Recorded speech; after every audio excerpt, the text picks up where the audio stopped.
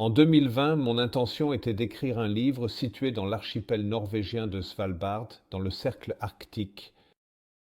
Mon voyage en Arctique en mai comprenait vol, hôtel, excursion en voilier vers les glaciers et une visite des anciennes mines de charbon soviétiques.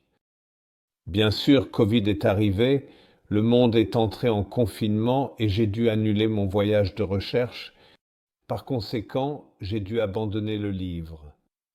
Pendant le confinement, j'ai écrit La gardienne de Mona Lisa, puis j'ai prévu de prendre ma retraite de l'écriture. Cependant, l'un des éléments de l'histoire prévue pour ce livre, Svalbard, était lié au changement climatique, donc j'étais intéressé à suivre la conférence internationale sur le climat COP26 à Glasgow en 2021. Mais plus je regardais, plus je m'énervais.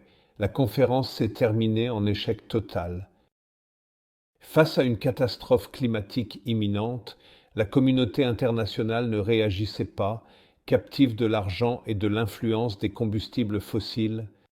Je savais que je devais agir, mais ma seule option était d'utiliser ma plume. J'ai donc écrit un livre pendant les 4 mois suivants. Mon seul problème était comment écrire sur le changement climatique si vaste et amorphe. Je suis un écrivain de crime. J'ai décidé d'écrire un thriller classique, un mystère de meurtre, situé 30 ans dans le futur, dans un monde transformé par le changement climatique.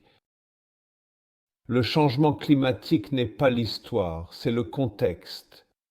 Je l'ai situé parmi les montagnes de mon Écosse natale, en hiver, quand le corps d'un journaliste d'investigation est retrouvé gelé près d'un sommet montagneux. Mon enquêteur, qui au début du livre apprend qu'il est en phase terminale, est envoyé de Glasgow pour trouver le tueur. Il ne révèle pas sa maladie à ses supérieurs car il a une raison personnelle pour vouloir s'en aller.